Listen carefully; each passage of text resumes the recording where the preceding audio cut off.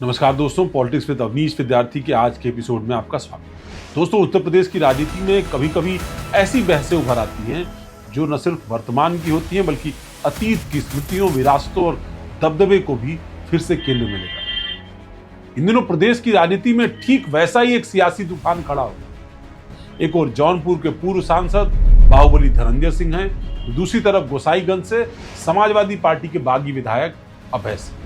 दोनों के बीच चल रही जुबानी जंग अब केवल व्यक्तिगत आरोप प्रत्यारोप तक सीमित नहीं है, बल्कि इसमें माफिया राजनीति, छात्र आंदोलन, ब्राह्मण नेतृत्व और हरिशंकर तिवारी की विरासत जैसे कई संवेदन पहलू को जोड़ा गया। क्या महासंघ मकान कब तक कर लिया है, छवाना है। उस पर फोन आता है गाजीपुर जेल से, मुख्तार अंसारी बोल रहा हूँ, धनंजय सिंह से बात करनी है, बात करा दो, और हाथ जोड़कर तो वहां बैठ के माफी मांगी। ये पूरा विवाद तब चर्चा में आया जब अभय सिंह ने एक साक्षात्कार के दौरान कहा कि 1995 की घटना, जिसमें उनका दावा है कि सदर बाजार इलाके में एक मकान को लेकर विवाद है, जिसे वंश बहादुर सिंह नाम के व्यक्ति खाली कराना चाहते हैं। अभय सिंह के अनुसार उस दौर में धनंजय सिंह के पास ऐसी कोई टीम नहीं थी जो मौके पर जाकर स्थितियों को संभाल सके। आखिरकार मामला उनके यानी अभय सिंह के पास पहुंचा। बाहुबली अभय का दावा है कि 1995 में वे छात्र राजनीति में सक्रिय थे और विश्वविद्यालय से जुड़े कई लोग आज भी इस घटना की पुष्टि कर सकते हैं, ऐसा उनका दावा है।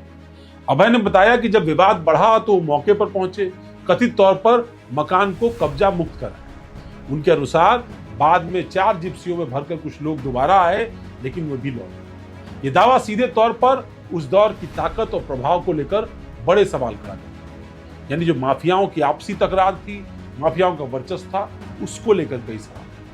अभय सिंह यही नहीं रुके, उन्होंने पूरे घटनाक्रम में माफिया डॉन मुख्तार अंसारी का नाम भी जोड़ा।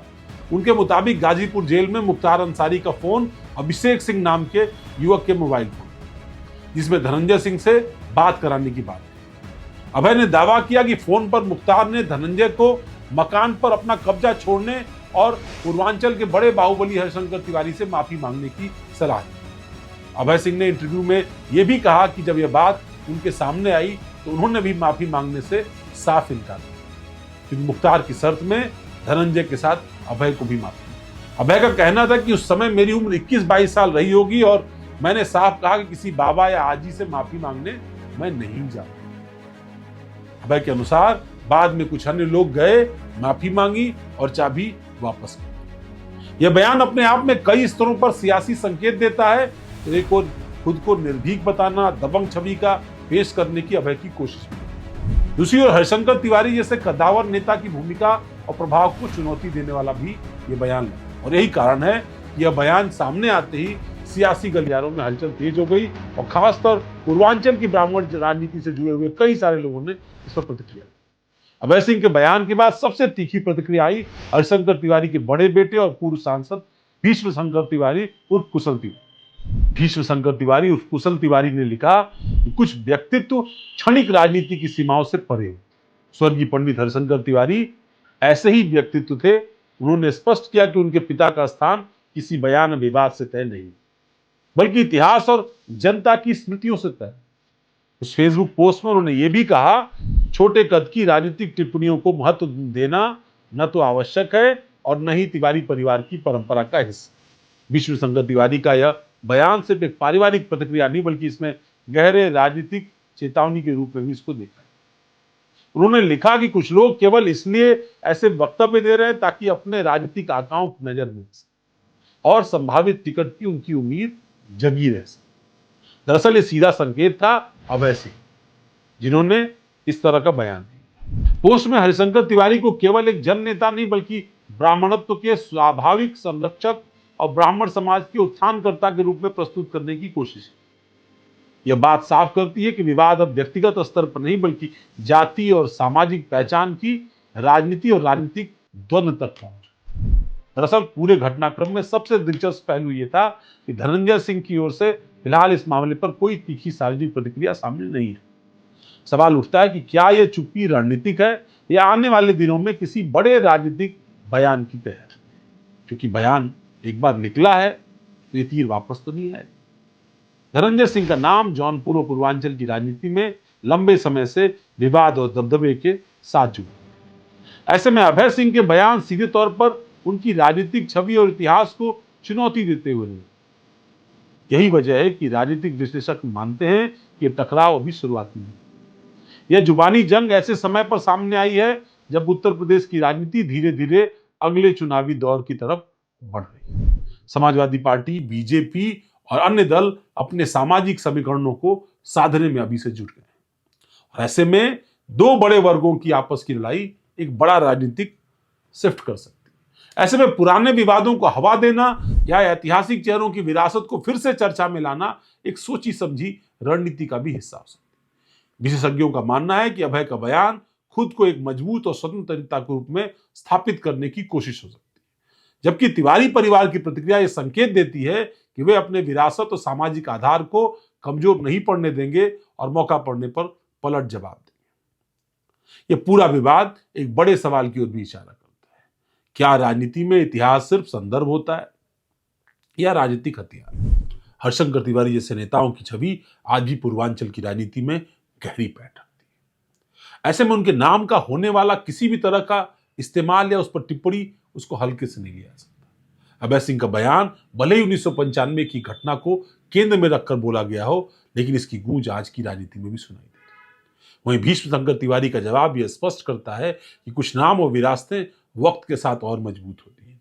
राजनीतिक तौर पर तिवारी परिवार फिलहाल कमजोर है, लेकिन सामाजिक तौर पर उसकी पकड़ आज भी है। फिलहाल ये जुबानी जंग बयानबाजी से आगे बढ़कर यूपी की राजनीति में नए समीकरणों का संकेत करती है, संभावित समीकरणों की ओर इशारा भी करती है। ब्रेकिंग ट्यूब को अपने सूत्रों द्वारा यह जानकारी मिली है कि इस पूरे विवाद का असर पूर्वांचल की राजनीति के साथ साथ अवध की राजनीति पर भी पड़ रहा है। और ऐसे में सत्ता के सर्वोच्च स्तर से बागी विधायक जो फिलहाल अब समर्थन में है बीजेपी के अभय सिंह, उनको इस बात का इशारा कर दिया गया है कि वो इस तरह के मुद्दों पर अपना मुंह न खोलें, इस तरह के मुद्दों पर फालतू बयानबाजी न करें। इन बयानबाजियों से सरकार की किरकिरी हो रही है और ऐसे में इन बयानों से दूरी बनाकर रखी जाए, और इसलिए फिलहाल वो साइलेंट जोन में चले गए। लेकिन जो ये कुछ विवाद हुआ, ये विवाद दरअसल कोडीन सिरफ कांड के बाद हुआ। कोडीन सिरफ कांड के सामने आने के बाद धनंजय सिंह उन आरोपों में घिरे। उन आरोपों का फायदा उठाकर अभय सिंह ने पहले बदलापुर में जाकर के मंच से उनको कोडीन भैया कहा, फिर उसके बाद कई सारे ऐसे इंटरव्यूज, पॉडकास्ट में अभय सिंह ने सार्वजनिक रूप से सामने आकर धनंजय को और उनके लगाए गए आरोपों को लेकर के तीखी प्रतिक्रिया दी। हालांकि इस बीच धनंजय सिंह ने भी कुछ मौकों पर अभय सिंह को लेकर के कुछ बातें कही, उनके छात्र जीवन से जुड़ी हुई कुछ बातें कही, उनके कद को लेकर के कुछ बातें कही। प्रतिक्रिया स्वरूप अभय सिंह भी इस लड़ाई में कूदे और अभय सिंह ने भी बहुत सारे ऐसे कमेंट किए जो कमेंट जो है सोशल मीडिया पर वायरल। और उन्हीं कमेंटों के दरमियान ये बात भी कही गई, यानी हरशंकर तिवारी का जिक्र किया गया, उनके राजनीतिक रसूख का, उनके बाहुबल का, उनकी भूमिका का, और ये भी कहने का कि हम किसी बाबा आजी से नहीं डरते। इस तरह की बात भी कही गई। स्वाभाविक तौर पर इसके पीछे दो कारण थे। एक तो कारण ये कि अभय सिंह जहां से चुनाव लड़ते हैं, गोसाईगंज, उस सीट से जो उनके सबसे बड़े राजनीतिक प्रतिद्वंदी हैं इंद्र प्रताप तिवारी उर्फ खब्बू तिवारी ब्राह्मण समाज से आते हैं। खब्बू तिवारी भी बाहुबली हैं, उनके ऊपर कई आपराधिक मुकदमे हैं, लेकिन फिलहाल उनके और धनंजय के बीच अच्छे रिश्ते हैं। और हरिशंकर तिवारी के परिवार से भी एक दौर में खब्बू तिवारी के अच्छे रिश्ते रहे। अभय जानते हैं कि तीर एक तरफ चलाया जा रहा है पर निशाना कई तरफ लग रहा है। ऐसे में बयान उन्होंने धनंजय को निशाने पर रख कर दिया, लेकिन दरअसल उनके निशाने पर खब्बू तिवारी थे जो उनके राजनीतिक प्रतिद्वंदी हैं। संयोग से दोनों के दोनों इस वक्त बीजेपी के समर्थन। खब्बू तिवारी पहले विधायक बीजेपी के टिकट पर रह चुके, लेकिन 22 का चुनाव वो किन्हीं कारणों से नहीं लड़ पाए। उनके ऊपर एक आपराधिक मुकदमा था, इसमें उनको सजा हो गई थी, लिहाजा उनकी पत्नी को बीजेपी ने टिकट दिया। वो अभय सिंह से चुनाव हार गई, तब अभय सिंह समाजवादी पार्टी के टिकट पर चुनाव लड़ रहे थे। इन राजनीतिक परिस्थितियों के नाते ही अभय सिंह भले समाजवादी पार्टी के विधायक रहे, लेकिन राज्यसभा में वोट डालने के नाते उनको समाजवादी पार्टी ने पार्टी से बाहर निकाल दिया। और ऐसे में वो पूरी तरीके से अब बीजेपी के समर्थन में है, बीजेपी की सत्ता में होने का उनको राजनीतिक लाभ मिल रहा है। अब सवाल ये कि गोसाईगंज से अगला चुनाव कौन लड़ेगा? गोसाईगंज से खब्बू तिवारी उम्मीदवार होंगे बीजेपी के या फिर अभय सिंह? ये सबसे बड़ा सवाल है और इसलिए अभय ये पेशबंदी लगातार कर रहे हैं। अभय की कोशिश है कि एक तरफ वो धनंजय को निशाने पर लें, दूसरी तरफ तिवारी परिवार को निशाने पर लें। परोक्ष रूप से, चूंकि खब्बू तिवारी बीजेपी में, इसलिए सीधा निशाना वो खब्बू तिवारी पर नहीं साध सकते फिलहाल, तो उन्होंने इशारों में इस लड़ाई को ब्राह्मण बनाम ठाकुर बनाने की कोशिश की। और बीजेपी को मालूम है कि अगर ये लड़ाई छिड़ती है तो पूर्वांचल में उसका राजनीतिक नुकसान बड़ा होगा। महज एक सीट की बात नहीं, समूचे पूर्वांचल की 125-30 सीटों की बात। तो बीजेपी आला कमान ने इस पूरे मामले को गंभीरता से लेते हुए अभय सिंह को फटकार लगाई है और फिलहाल चुप रहने यानी खामोश रहने।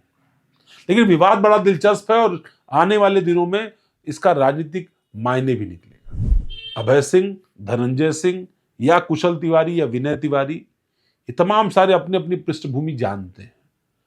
इनकी विश्वविद्यालय की जो छात्र राजनीति में भूमिका रही, उसके बाद उनके राजनीतिक जीवन में भूमिका रही, जिस विरासत से वो आते हैं उस विरासत की जो भूमिका रही, ये सब जानते हैं। और इन सबको पता है कि राजनीतिक तौर पर कौन सी भूमिका कब लेनी है। आप सत्ता में हैं तो अलग, विपक्ष में हैं तो बिल्कुल अलग। पर इस दौरान अतीत के जिन्न को जगाने की जो कोशिश है, ये केवल आज के पॉलिटिकल एस्टेब्लिशमेंट को या पॉलिटिकल भूमिका, राजनीतिक भूमिका को सुरक्षित संरक्षित करने के लिए, अपने आकाओं को, राजनीतिक आकाओं को, राजनीतिक आलाकमान को ये बताने की कोशिश है कि हम आपके प्रति वफादार हैं और आपके पॉलिटिकल लाइन पर ही आकर हम किसी को भी निशाने पर ले सकते हैं। लेकिन लड़ाई 2027 के चुनाव से पहले और दिलचस्प हो, ये देखना भी दिलचस्प होगा कि इस बयान पर या इस तरह के बयानों पर बाकी पक्षों की खामोशी कब तक रहती है। यानी इन तमाम प्रतिक्रिया स्वरूप लगाए गए आरोपों पर धनंजय सिंह कब तक चुप रहते हैं और हरिशंकर तिवारी का परिवार जो फिलहाल विपक्ष की राजनीति कर रहा है, वो भी इस मुद्दे को लेकर और मुखर होकर के कब बयान देता है। तब तक के लिए ब्रेकिंग ट्यूब के तमाम सारे दर्शकों का शुक्रिया जो लगातार ये पेशकश देख रहे हैं। हमारे डिजिटल प्लेटफॉर्म्स को लाइक करिए, सब्सक्राइब करिए, और यूट्यूब चैनल को लाइक करिए, सब्सक्राइब करिए, ताकि हम इस तरह की पेशकश आपके लिए बार बार लेकर आते रहें। धन्यवाद, नमस्कार।